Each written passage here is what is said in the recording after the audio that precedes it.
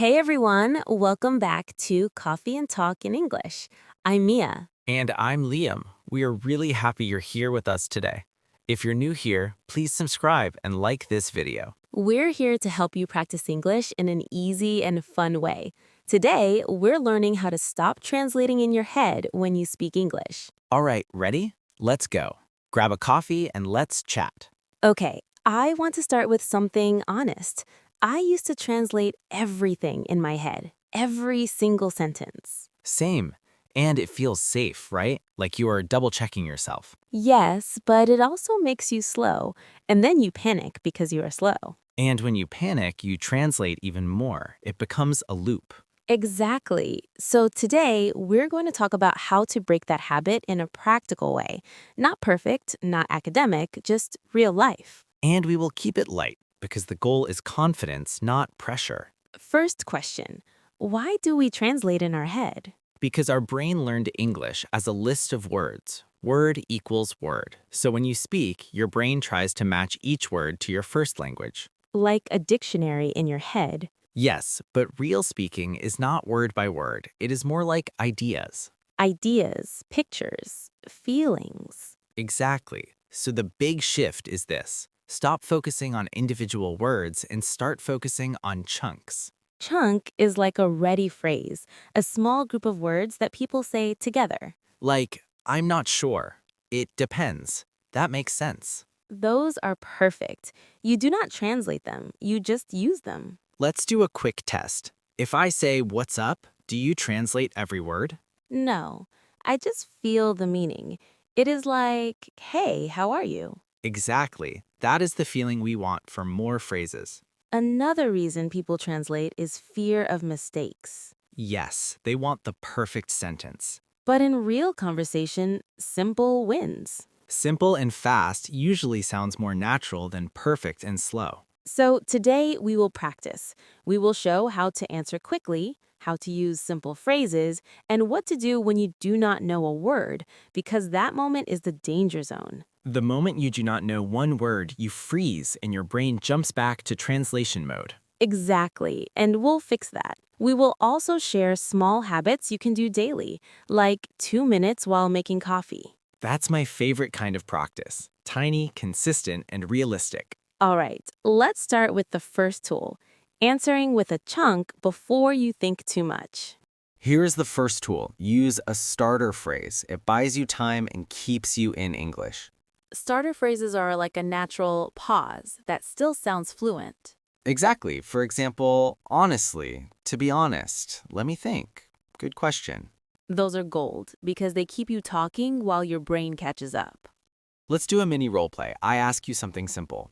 Okay, What do you usually do on weekends? let me think. I usually stay in, clean a little, and watch something.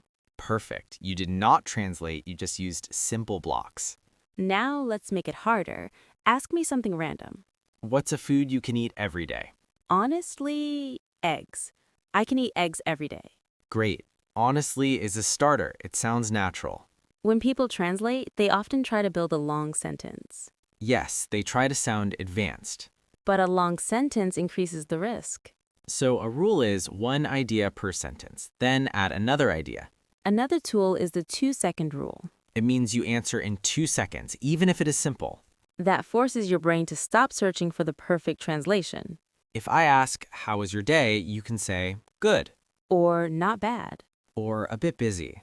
Those are real answers. People actually say that. Now, what if you want to say more, but you are stuck? Then you use a connector phrase. Exactly. Because, so, but, and. Like, it was busy because I had meetings. Or, it was good, but I'm tired. Notice how we are not translating complicated words. We are building with simple pieces. That is how you stop translating. You build a sentence with what you already own. Now let's talk about the biggest fear, not knowing a word. This is where most people freeze. They think, if I cannot say this word, I cannot say anything. But you can. You can paraphrase. Paraphrase means you explain with other words. Like if you forget umbrella, you can say the thing you use in the rain. Exactly. And in real conversation, people will understand you. Another phrase that helps is how do you say, Yes. How do you say this in English? Or what's the word for? That keeps you in the conversation. Now let's move into everyday situations and practice staying in English without translating, step by step. Let's start with a coffee shop because it's our channel vibe.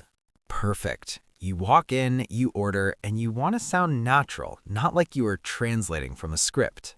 The key is using ready phrases. For example, can I get a latte?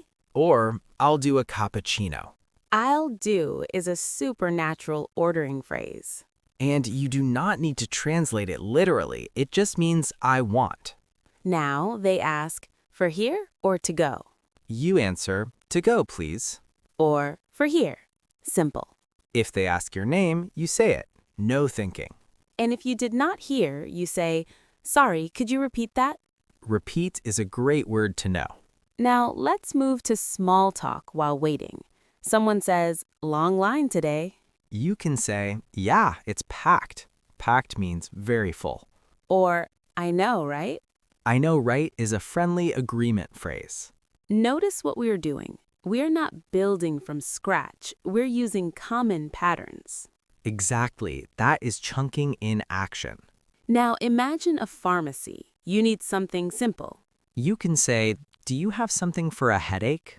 Or, do you have something for a sore throat? You can say, something for is a great pattern. It avoids complex vocabulary. Then they ask questions. How long have you had it?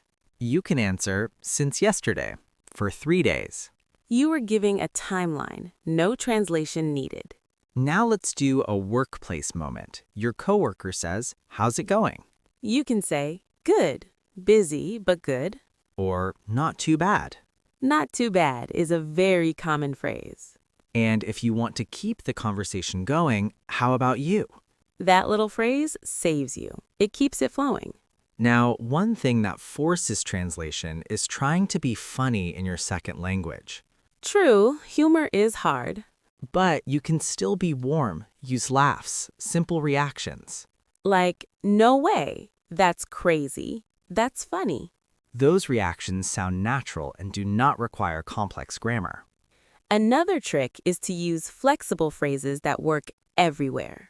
Like, that makes sense. Or, I get it. I get it means I understand. If you learn 20 of these flexible phrases, your brain stops translating because you can move fast. Exactly. You're building a spoken toolbox. Now, let's talk about how to practice this at home in a way that actually sticks. Practice is where people usually make it too complicated. They open a grammar book and then wonder why they still translate in real life. Because translation is a speaking habit, not a grammar problem. So you need speaking style practice, even if you are alone. The easiest is self-talk. Self-talk means you narrate your day in English. Like, I'm making coffee, I need to answer emails, I'm running late. Running late means you will be late. The trick is to keep it simple and repetitive, but not boring. Repetitive in a useful way. Exactly. You're training automatic speech. Another practice is labeling. Labeling is when you look at objects and say them in English. But do not do it as isolated words. Do it as phrases. Right. Instead of keys, say, I can't find my keys. Or, where are my keys? Now you have a real sentence, not a flashcard. Another powerful practice is shadowing. Shadowing means you repeat what you hear in real time. Like a podcast or a YouTube clip. The goal is rhythm, not perfection. That helps stop translation because you are training sound and flow. Yes, translation is silent. Flow is spoken. Here is a micro exercise. Take a common situation and create 3 simple lines. Example, you are tired. Line 1, I'm tired. Line 2, I didn't sleep well. Line 3, I need a quiet night. Now you have a mini script. And if you do this for 10 situations, you build speaking comfort. You stop translating because you already have language ready. Another thing that helps is setting a rule. No subtitles in your first language. Yes, if you always read subtitles in your language, your brain stays in translation mode. Try English subtitles or no subtitles. At first, it feels harder, but it forces your brain to connect meaning to English sound. Now, one important point. You will still translate sometimes. Of course, the goal is not zero translation. The goal is less translation, faster speech, and more confidence. Exactly. Progress, not perfection. Next, we are going to show what to do in the moment you freeze, because that is the real test. Let's talk about the freeze. You are speaking, you are okay, then suddenly you cannot find a word. And your brain goes blank. Then you panic and translate. So we need a rescue plan. Step 1 is to use a filler phrase. Filler is not empty. It is a natural pause that keeps you speaking. Like, let me think. How can I explain this? I mean, you know. I mean is great when you want to adjust what you said. Step 2 is to simplify. If you cannot say recommendation, say suggestion. If you cannot say purchase, say buy. Simple words are powerful. Step 3 is paraphrase. Explain the idea with different words. Like if you forget appointment, say a meeting with the doctor. Exactly. The listener still understands. Number 4 is ask for the word. What's the word for? Or how do you say? This is not failure, it is communication. Now let's do a practice moment. You ask me a question and I will pretend to forget a word. Okay. What did you do yesterday after work? Let me think. I went to the store and I bought the thing you use to clean the floor. A mop? Yes, a mop. Thank you. Perfect. You stayed in English, you described it, you got the word. Another reason people translate is because they are trying to sound like their personality in their first language. Yes, they want to be witty and precise. But in English, at first, your personality might sound simpler. And that is okay, it will grow. A good phrase is close enough. Close enough means your sentence is not perfect, but it works. If your message is clear, it is close enough. Another helpful idea is to think in images. Images? Yes, instead of translating, I went to the supermarket, imagine yourself in the supermarket. The cart, the lights, the aisles. Exactly. Your brain connects the scene to English words, not to your language. That's interesting. It feels more direct. It is. It is how kids learn language, not through translation, but through context. Next, we will do a longer natural conversation where we purposely avoid translation and we will point out the tricks we are using. Let's do a real conversation. We will talk like friends and we will keep it simple and natural. And we will highlight the key moments where people usually start translating. So, how's your week going? Honestly, it's been busy. I've had a lot on my plate. On my plate means you have a lot to handle. Exactly. And I feel like my brain is full. I get that. I've been trying to stay focused, but I keep getting distracted. Distracted is a great word. It means your attention goes somewhere else. Yes, like I sit down to work and suddenly I'm cleaning the kitchen. That's so real. I do that too. And then I think, why am I doing this right now? Procrastination. Exactly. But see, I would not use that word every time. I could just say, I keep putting it off. Putting it off means delaying it. That is a perfect example. You can choose the easier phrase. That is the point. When you stop translating, you stop searching for the perfect word and you choose what you can say. Yes, it is like you pick the fastest path, not the fanciest one. Okay, let's do a moment where you might freeze. Imagine you want to say something emotional like stressed, but also motivated.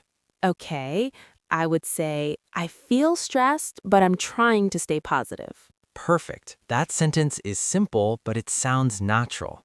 If I translated from my first language, I might try a complicated structure. And then you would slow down.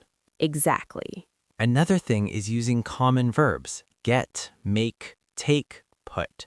Those verbs do a lot of work in English. Yes, like make a decision, take a break, get ready, put it off. If you learn these phrases, you stop translating because they become automatic. Let's give listeners a mini list they can steal. That makes sense. I'm not sure yet. Give me a second. How can I explain this? What I mean is... Anyway, to change the topic. Okay, now a small talk moment. You meet someone and they ask, what do you do? If you translate, you might panic. But you can answer simple. I work in healthcare. I work in education. I'm in marketing. And if you want to add detail, add one extra line. I mostly work with clients. Mostly means mainly. Exactly.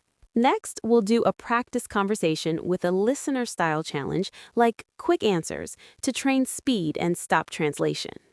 Let's do a speed challenge. This is how you train your brain to answer without translating. I love this. It feels like real conversation pressure, but in a fun way. Rule: you answer in one short sentence. Then you can add one extra sentence if you want. Okay. Question 1.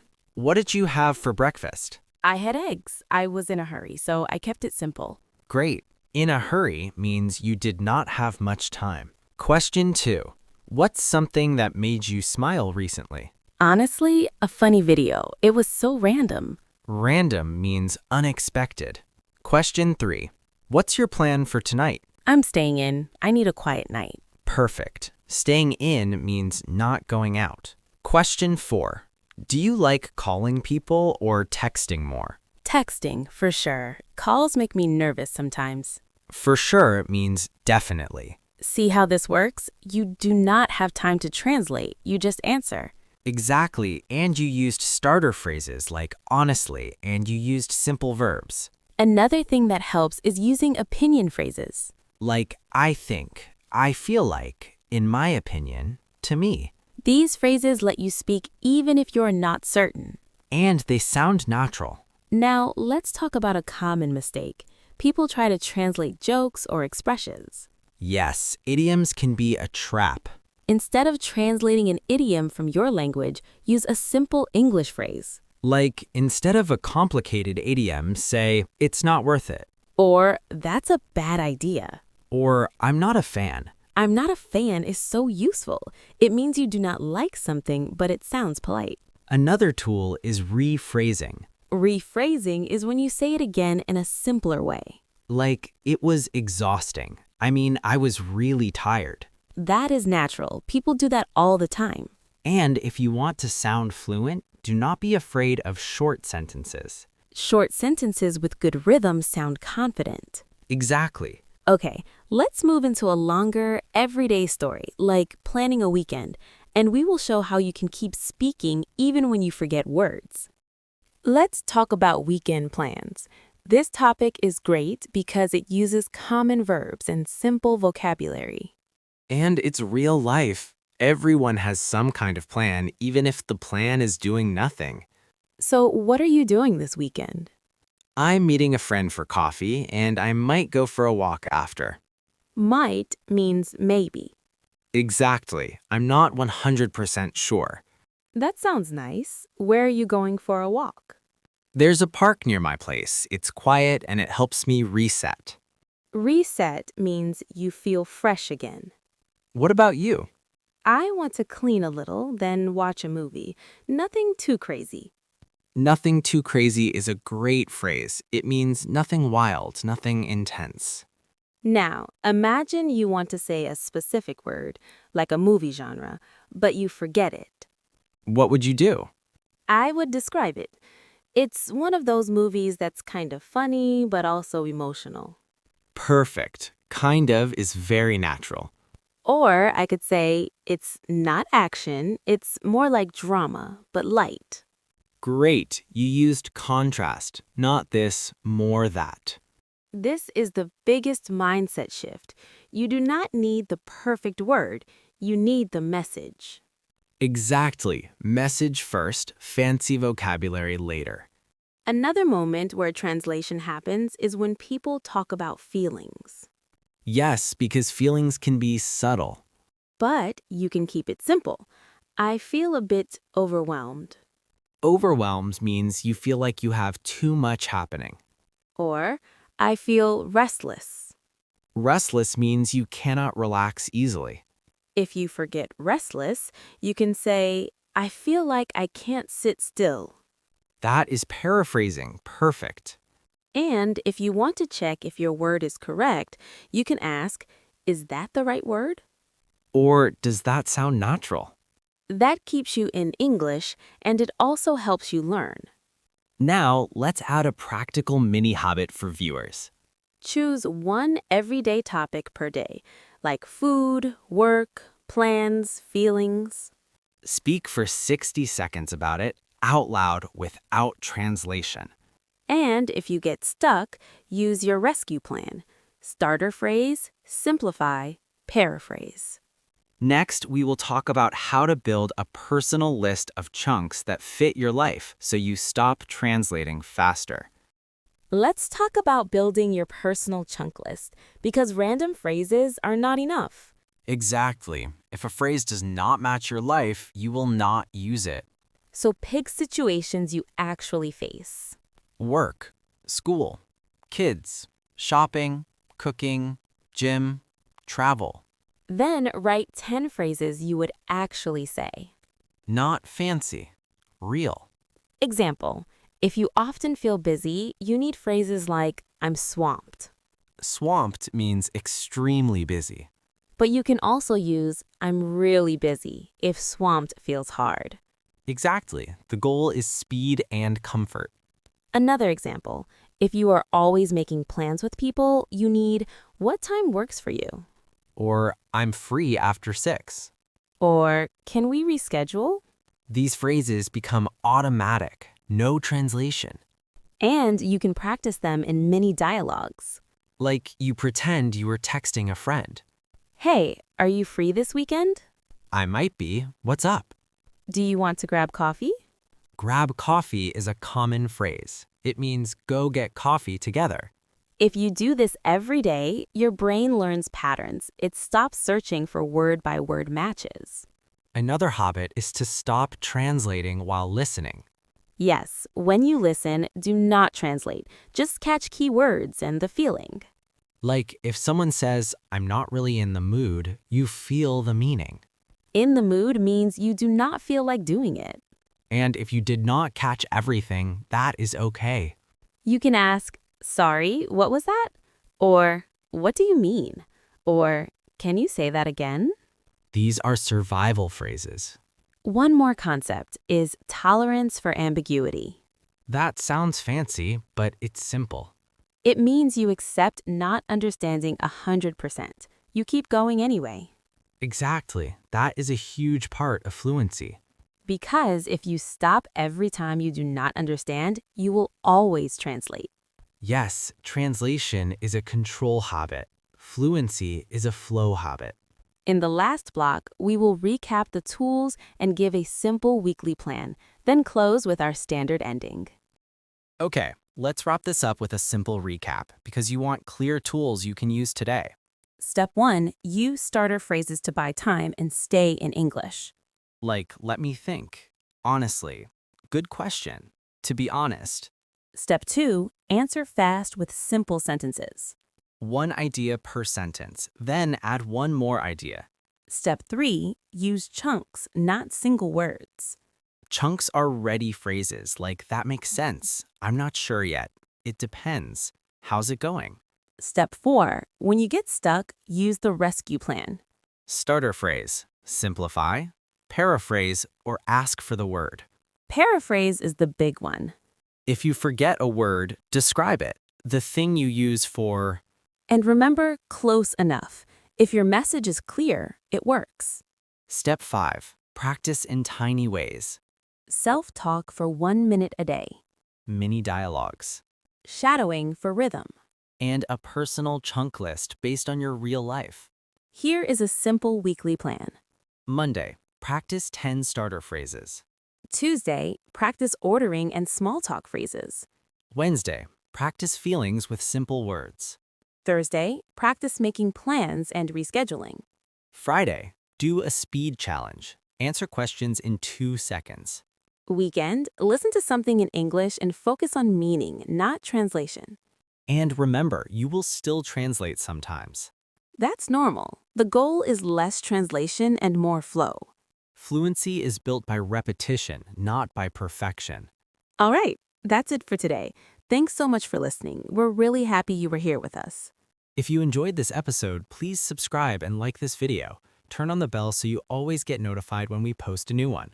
And tell us in the comments what you translate the most in your head and what topic you want next. Grab a coffee and we'll talk again soon.